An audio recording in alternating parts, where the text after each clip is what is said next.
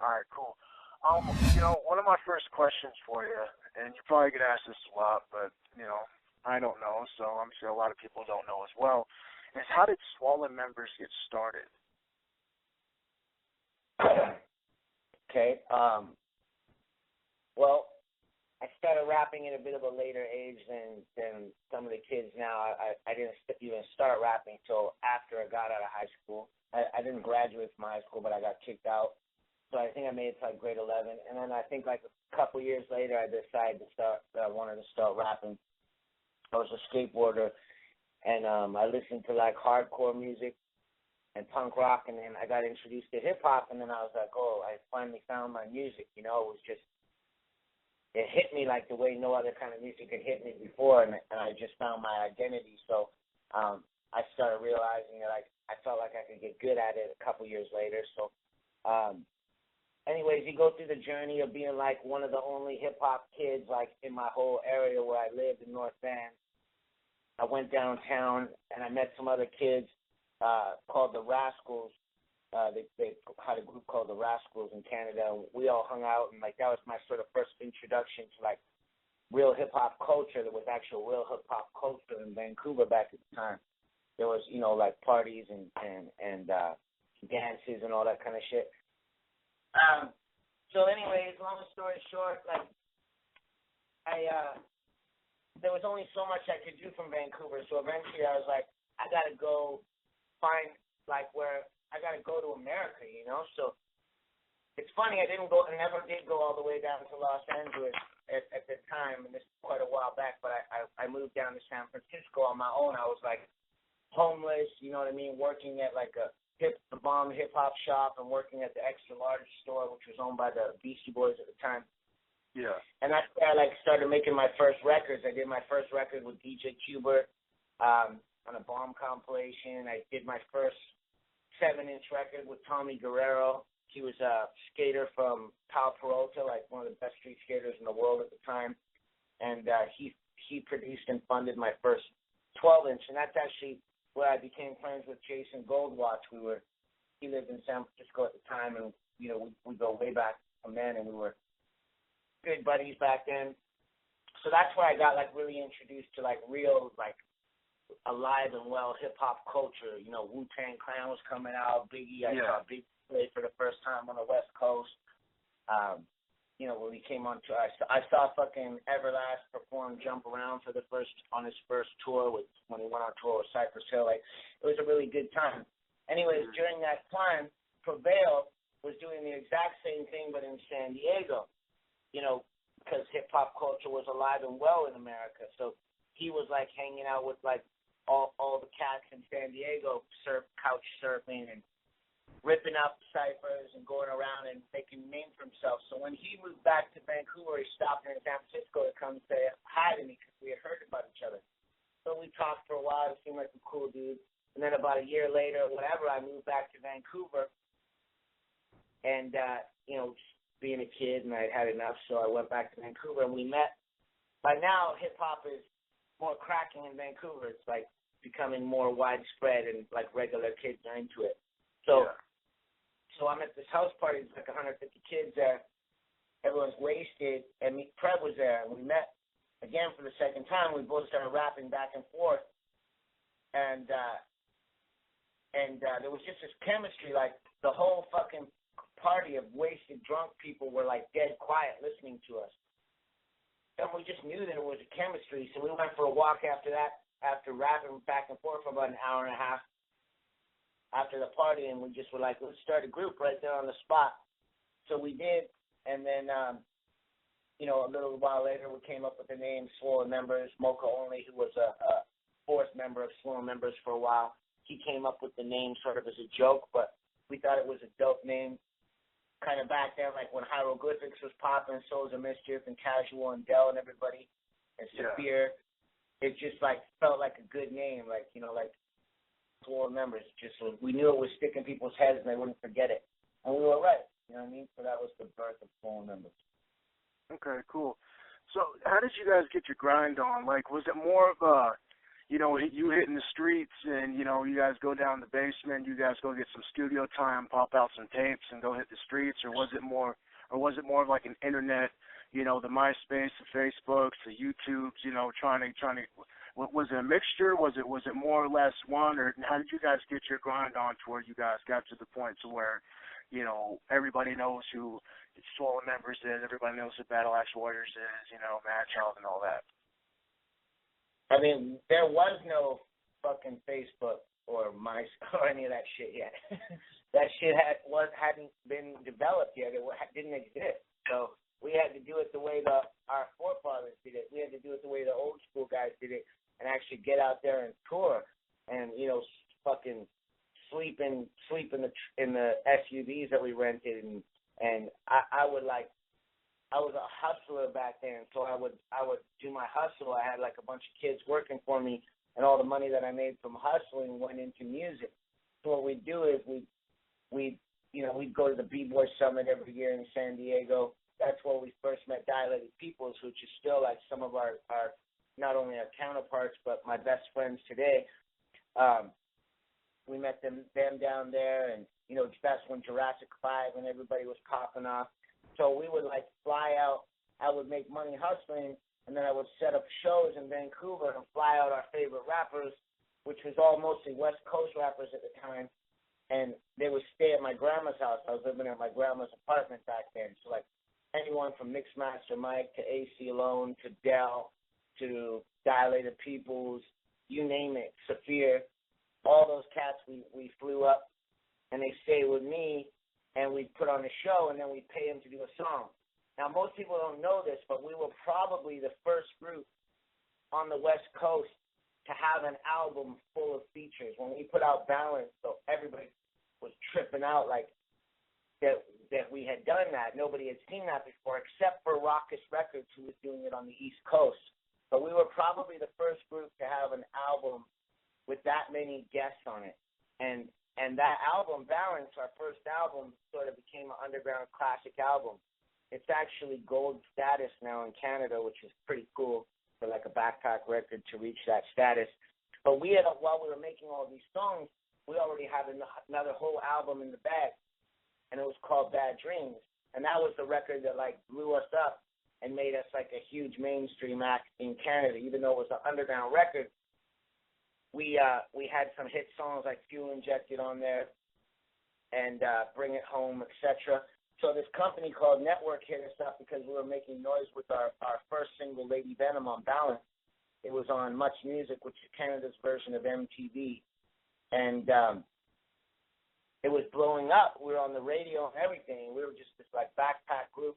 And we had actually toured like Europe, the UK a few times, Japan, America, before we even toured Canada. We were like known around the rest of the world before we were even known in Canada.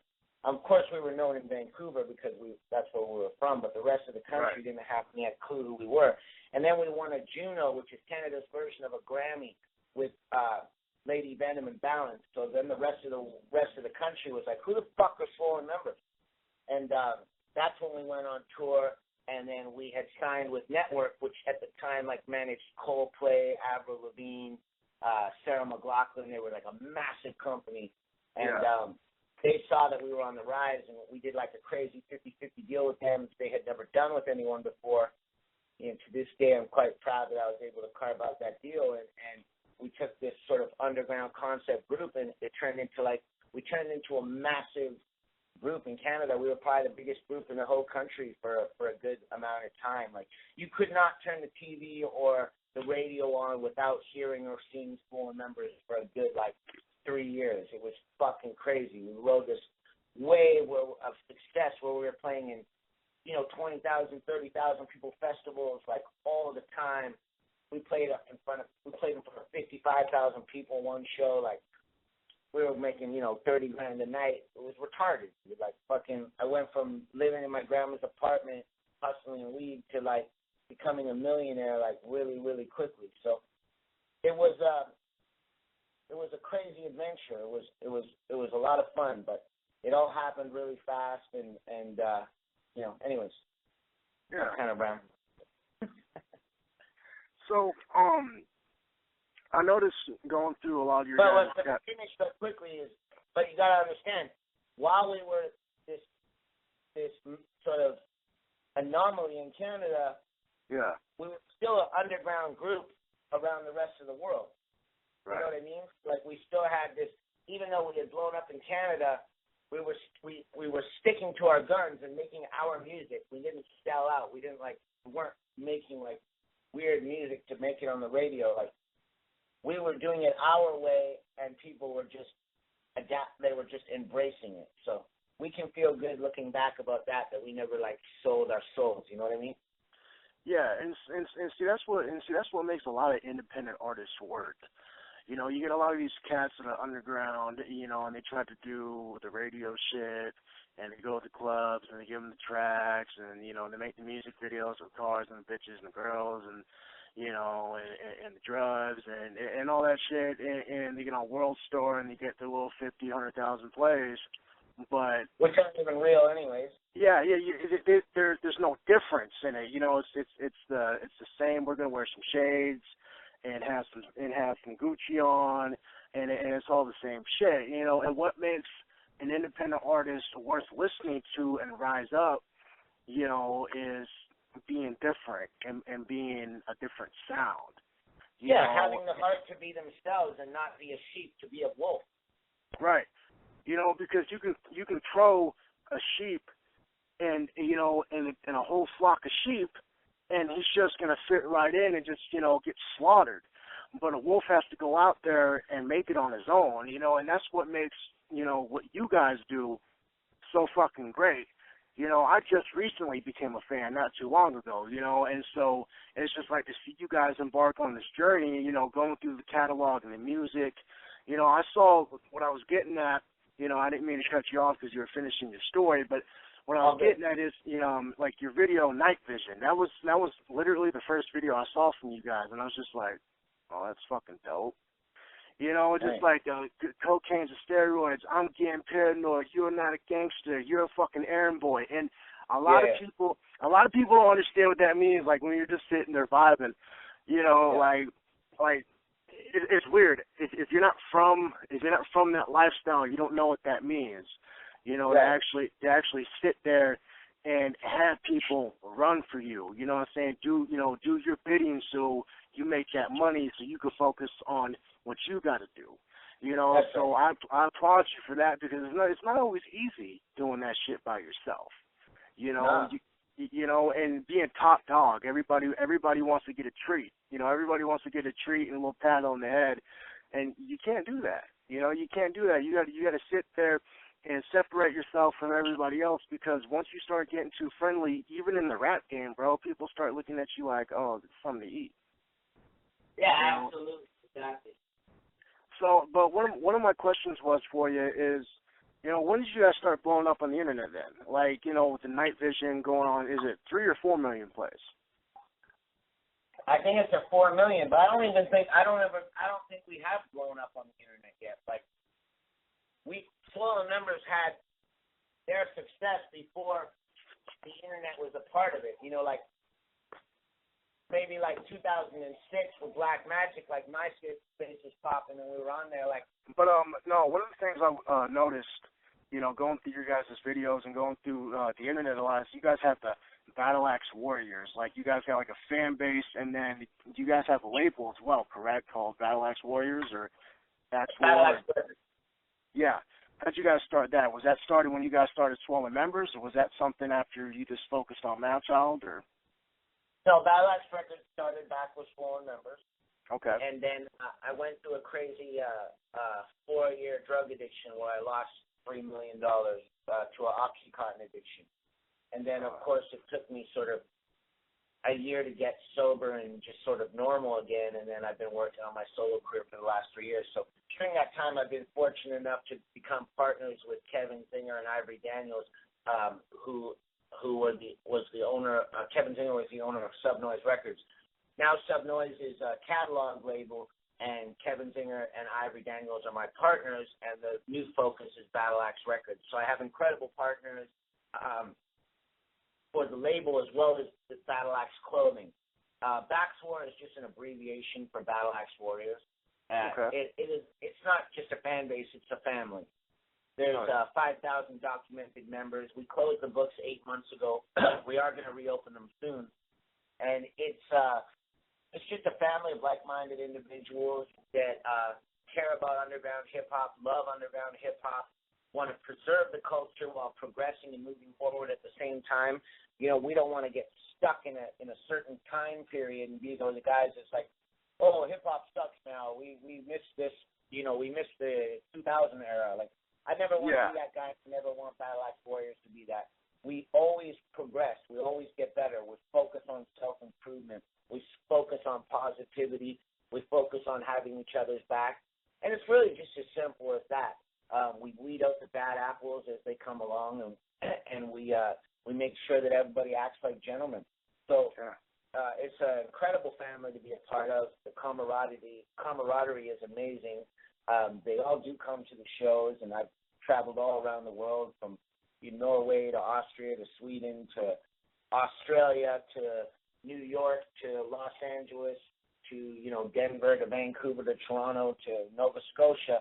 There's Battle Axe Warriors everywhere. And it's something that's going to become explosive. But you mark my words, it's going to become bigger and better and greater.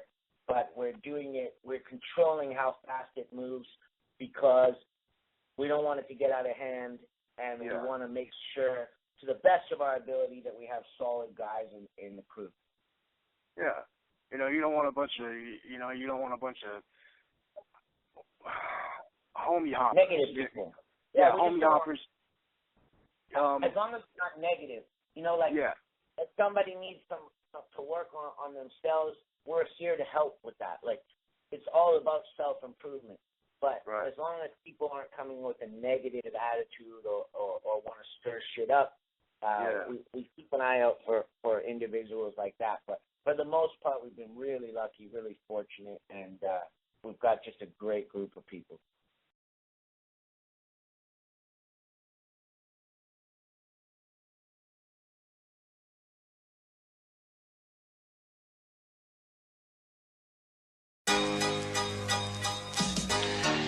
I didn't work on this one. Yo, now that I'm sober, surprises are over. With a drive full of overly rivalrous ogres, a tiger and loafers with drive of a chauffeur. All my real warriors, survival of soldiers. Biceps and shoulders, the size of some boulders. Ice running through my veins, my eyes even colder. I like a bitch with the banging ass and fatty tissue. Small waist, perfect tits, and some daddy issues. I got a new bitch, it's South Salvadorian. Riding shotgun in this new black DeLorean. It's Back to the Future, I don't act accordingly. I snatch words out of the air and think distortedly. A real man grabs his testicles often. I'ma be cool forever like I'm Christopher Walken. I think you get the gist of my talking. I'm a falcon flipping shit like I'm a mystical dolphin. This is not a good time to lose my mind. This ain't a good time to fall behind. Pick up the pieces, one more try. I don't think this is time for me to say goodbye. This is not a good time to lose my mind. It's not a good time to fall behind. Pick up the pieces, one more try. I don't think this is time for me to say goodbye. Sometimes doing cameos a difficult endorsement, especially when my verses are a biblical proportion. I'm extraordinary, you are extraordinary. Tried to drop the weight on my shoulders, but still got more to carry. These fuck boys asking me to pass the torch I carry. Lost souls like a tortured, scary mortuary. More the merrier, I'll son them like some orphan fairies. That's a new Lamborghini to a horse and carriage. It's embarrassing, my passionate is bone deep. A bright green-eyed white wolf to these clone sheep. Yeah, it's true, if you don't work, you don't eat. But I'm doing more than eating now, so don't sleep. Listen, buddy, could get messy cause I'm mangled. Not a rapper, I'm a cocky little vessel full of anger. Superiority makes me a desolate stranger. Plus I'm crazy, motherfucker, like I'm touched by the angels. This is not a good time to lose my mind. This ain't a good time to fall behind. Pick up the pieces, one more try. I don't think this is time for me to say goodbye. This ain't a good time to lose my mind. This ain't a good time to fall behind. Pick up the pieces, one more try. I don't think this is time for me to say goodbye. Okay, haters on the internet like to talk a lot of shit. They probably also watch gay porn and suck a lot of dick. Tried to get inside my head like John Malkovich, but now I'm doing songs again with Evidence and Alchemist. Collaborations by Lance and Rob the Viking. They'll probably have a problem what the little goblin's writing. I guarantee it'll be hard to see it's not exciting when these little fuckboys are getting struck by rods of lightning. The god of thunder, odd and wonderful, where bones get shattered. I don't spit bars, I throw exploding boulders at them. Some of the coldest patterns, murk 'em, it don't matter. Circling clowns like I'm a circle around Saturn. Rock like I'm Santana, rap like a bandana. Obnoxious asshole like I'm Billy Bob from Bad Santa. Obnoxious asshole like I'm Billy Bob Thornton. In real life, I only do what I think's important. This is not a good time to lose my mind. This ain't a good time to fall behind. Pick up the pieces, one more try. I don't think this is time for me to say goodbye. This ain't a good time to lose my mind. This ain't a good time to fall behind. Pick up the pieces, one more try. I don't think this is time for me to say goodbye. Diaoblic, actually, Immortal Technique's right-hand man. They're in the same crew together. Diaoblic just became a Tier 3 member. You know who that is? Yeah, Diaoblic. Yeah, I'm hip to his shit. I was right about to ask you that. I was gonna ask you about him and Demrick and how you guys. Yeah, he's a beast. Demrick's a beast. JDera, who was signed to Raekwon, he's from Toronto. He's a Tier 3 member now. He's a beast. And this year is going to be the year that I start looking for more people like Diaoblic and Demrick and JDera. Snaz just joined. He's a producer from Toronto. He produced everyone from Drake to Machine Gun Kelly to Crooked Eye to Slaughterhouse. This is like the next couple of years will be the years where I start handpicking people to become Tier 3 members, which is like the top slot member of Battle Axe Warriors, so that this thing isn't all about me. You know what I mean? You know, yeah. Adlib's beast. He's a very active member, and Rocco. Those are kind of like the guys that are out there always like paying attention to all the details for us. But I wanna handpick, you know, dozens of new warriors that the kids and the younger guys can look up to. I don't want this just to all be about me. It's got to be about, you know, hundreds of people that the kids can look up to. So that's like from skateboarding to graffiti art to b-boys to MCs to MMA fighters to boxers, you know, snowboarders, whatever. So it's a very, very exciting time for the family. Just trying to build a name that everybody can look up to. Exactly. Hell yeah. You know, but be organized while we do it. You know, like there's other movements that are great, but we're making sure that every official member is documented and we know who they are. Yeah, not a whole bunch of, like I was saying, homie offers and bandwagons and all. I'm this and that just because it's cool at the time. Exactly. Yeah. One of the things I was going to ask you, I want to get more in depth into it, is, you know, how did you come across signing Demrick, and what made you guys decide getting with Diaoblic? Because I know Diabolic's been rapping for a while. You know, I've listened to his stuff, here off and on, for about a year now. I know he's been in the game for a while. He's worked with Immortal Technique. And if I'm not mistaken, I think he's worked with Vinny Paz. I might be wrong on that. I don't think so. But, I know he's been out there for a while. So what made you, get these guys on the team? Was it like just listening to music and getting in contact, or was it they approached you? How did that happen? Because, and what is the caliber of being with Battle Axe Records? What kind of MCs do you guys look for? Is it just straight lyricism, or? Yeah, lyricism is very important to me, but also guys with good attitude, cool people, good-hearted individuals. Demrick had already finished his album. He's already made a name for himself in Serial Killers with Exhibit and Be Real, and it was just his time to start becoming a solo MC.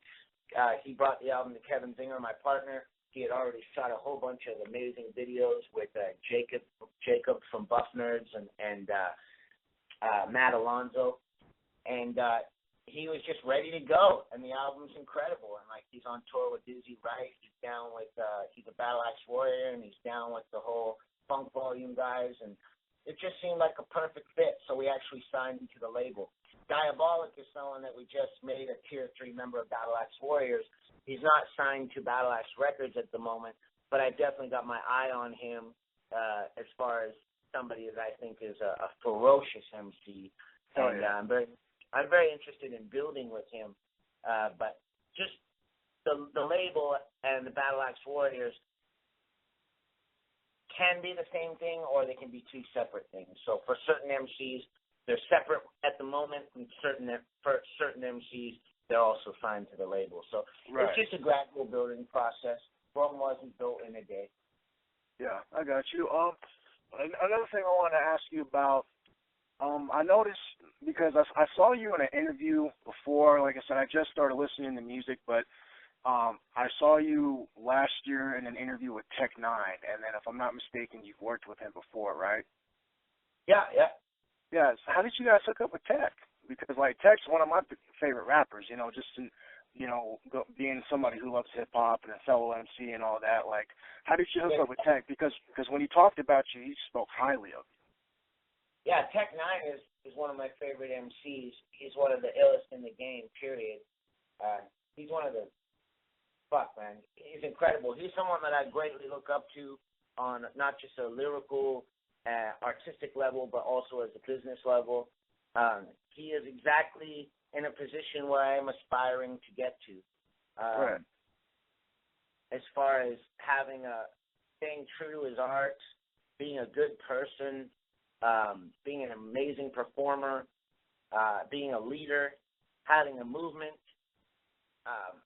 from their merch game to their label to their studio.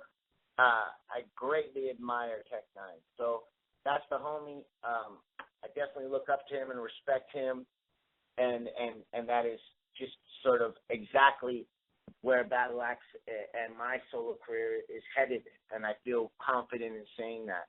I was able to go on tour with him. I had the honor of going on tour with him and Chris Calico, and we just hit it off. And those are the homies. They're both amazingly talented, fucking awesome people. Yeah. Oh, yeah. So, you said you've toured a lot. You've toured a lot through the U.S. and Canada, correct? And Europe and Australia. So, you've been through a couple countries and continents. What was your craziest tour experience? Like, that you can, I'm sure you have a lot of them, and it'd probably be hard to try to pick the biggest or the craziest one, but just one of them that you can give me, like, what was, like, one that's just like, what the fuck? It's just kind of like, not in a negative sense, but just kind of one of those, I can't believe this is happening, or I can't believe that just happened. Like, when you get to a point to where you are in your career and you've been through all these places, these countries, these cities, states, etc., there's got to be some crazy shit that goes down. Sex with 4 girls at the same time. Just like that. That's a good one. Yeah, I mean, I love touring. I love the life of touring. You have to be built for it. Yeah. You have to decide you're going to love it, because if you don't love touring, you're never going to make it as far as you want to. You might be one of the flavors of the month, but if you're not down to go and tour and do 150, 200 something shows a year, your career is just going to be short-lived, unless you're one of those like multi-millionaire rappers that can do huge budget videos or and live that lifestyle. But for the rest of us who aren't in that fortunate situation like myself, touring is super important. Yeah. I've had so many amazing experiences. I just, nothing particular comes to mind, but back in the day, touring with Swollen, there was some of those moments like, holy shit, like, what the fuck, this is crazy. So yeah.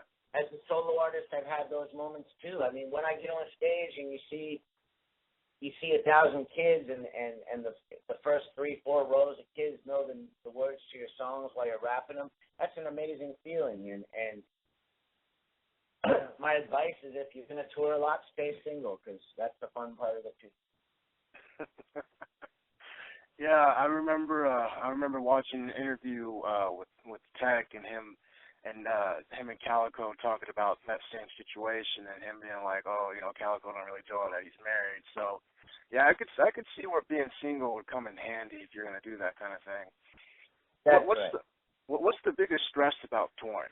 Like, being away from family, finances, paying bills, like, not being there. Like, what's your biggest stress when you're on tour?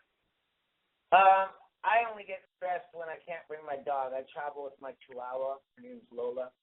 Yeah. She goes with me all around North America. But when I go to Europe, I have to leave her at home, and that's when I start getting a little stressed. Like, for example, I just did a 9-week tour. So the first 5 weeks across Canada was awesome because she was with me, but then I had to go to Europe for a month. And sort of like, it only gets stressful, like, at this point. I'll give you an example. So, like, I toured across Canada. I did 22 shows or whatever it was. It was sick. Lola was with me. I had so much fucking fun. Just enjoyed the whole trip. And then I had to get on a plane and go to Europe, and I couldn't bring my dog. And then after sort of 8 weeks on the road, you start getting pretty tired. And then we had all these shows lined up where it's like, you got a show at midnight, you're off stage at 2, you got to be at the airport at 4 in the morning, and then you arrive, and then your flight's at 6 a.m., and then you get to the next city, you got to do it again, and then you got the show that night, and you have to be at the airport at 4 in the morning, and your flight leaves at 6 in the morning. That's where it starts getting like, holy shit, this is just a little too much. Yeah. So it ain't all roses all the time, but for the most part I love it, but sometimes it can be, when they call it a grind, sometimes it's literally a grind. Cool. So my next album is called Silver Tongue Devil. Okay. That's going to be coming out in July. Okay. And I think it's my greatest accomplishment. When I was putting it together, I was like, I know this shit is better than Switched On and Lawnmower Man, but I'm not sure if it's for sure better than Dope Sick. And then my managers listened to it, and my publicists listened to it, and my DJ Dow Jones listened to it, named DJ Dow Jones. He's a Shadyville DJ, by the way. And they all came back to me and said it's better than Dope Sick. So Dope Sick was like my sort of acclaimed record as a solo artist, my first solo album, and it really, really did really well. So I'm really excited that the feedback, Silver Tongue Devil, people are saying it's better than Dope Sick. I think it's going to be a really exciting time. It comes out in July. It's a ferocious album. I'm really, really proud of it. So I think the artwork is done by L'Amour Supreme. He's one of my favorite artists. He did the artwork for the cover, so I'm super honored. My brother Evidence is one of my favorite MCs of all time and one of my best friends, and he's also an amazing photographer. He did the photographs for the album. I just feel like I really paid it. Rob the Viking did even the writing for it, like in his sick-ass tag style. I just really paid attention to all the details of this album. And we're really going to step things up and, like, do some higher budget, like, more creative videos with this album. Really, like, focusing on every little detail of this record, from the creating of the album to how we're going to release it, to the videos, to the artwork. I'm really, really excited for people to hear this record. I think it's going to be a milestone for me. So do you guys now have a set release date, or are we just looking at July? July 21st. 21st. Okay, July 21st. And what features do you guys have on, or what features do you have on there? I'm not really interested in on this record having a lot of features, so I only put Battle Axe Warriors on the album. Demrick's on it, Flames on it. He's a Battle Axe Warrior, and JD Era. Those are the only guests on it. Okay. Hell yeah. One thing I was going to ask you before you were going to talk about your album is, how has hip-hop, like, really been embraced in Canada? I mean, there's been Drake, and then Justin Bieber thinks he can rap, but before them coming out into the mainstream, like, was hip-hop scarce up there, or was it just not, because, like, what really brought hip-hop to Canada to where it was like, boom, to where you guys were just like, boom, and everybody else grinding out there, to where it just, did it happen? You want my honest answer? Huh? You want my honest answer? Yes, sir. Swollen members. Yeah? Yeah, we fucking blew shit up, man. I'm not gonna lie to you. Like, Drake is on a whole nother level. I mean, he's like probably the biggest artist in the world. But this was prior to Drake, you know what I mean? Right. Like, we were really like the first group that was like worldwide known, touring the world. We were the first underground rap group to blow up and become mainstream. We kept it real the whole time. We created a lifestyle and people embraced it, and we had we went platinum and gold and won all four Canadian Grammys. Like, it was crazy, dude. But of course, I'm being honest and bragging a little bit, but there's other groups, of course, that were popping off. But you have to remember, America is 10 times bigger than Canada. So yeah, it's just natural that if, say, 3 groups are popular in Canada, there's going to be 30 groups that are popular in America. You're just looking at a different demographic. So hip-hop is exactly the same now in Canada as it is in America. There's no difference. It's just popular. Everything you get because of the internet, we get the same day. We have a lot of Canadian talent now. There's tons of rappers out there doing well. On an underground level to mainstream level, and I think it's just going to get bigger and bigger and better and better. So, you know, we've caught up, absolutely. But I would be lying if I didn't say that back in the day, like early 2000, mid 2000, we were a big part of Canada's hip hop growth. I think it's a fair statement. So, you guys are basically the pioneers of Canadian rap. No. We are not the pioneers of Canadian rap.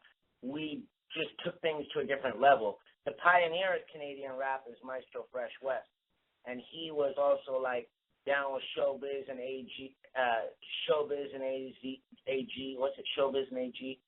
and, like, digging in the Crates crew and stuff. He was down with those guys.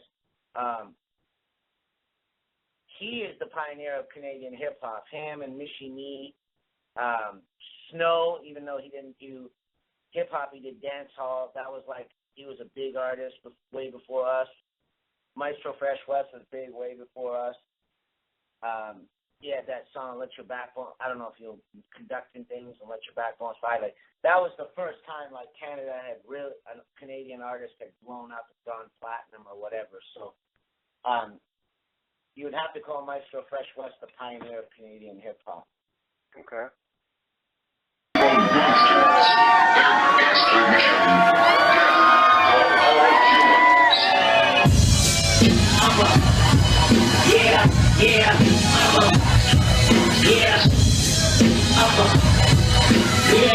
I'm the little.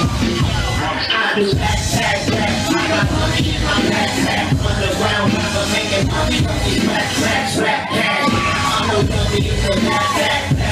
Ain't nobody gonna be in my rap class. I'm a killer of a little bit. Ride to the it's wrong. Back down from the city. I'm on some real white shit. Nothing celebrated. Fuck a mainstream. I'm in the beach and I'm in the track bag. Wish that I could say that I was in the leather classic. All that I could say is I was in the leather track. And you don't want to fuck with me cause I'm a ballpark. Battle that story or this is fucking Sparta. Innovator with the generator in my backpack. Hyper with the hyperventilating wave. Cycles with the rifle and the knife and the I'll be taking a session. Crazy Irish monkey that'll bash you to shit.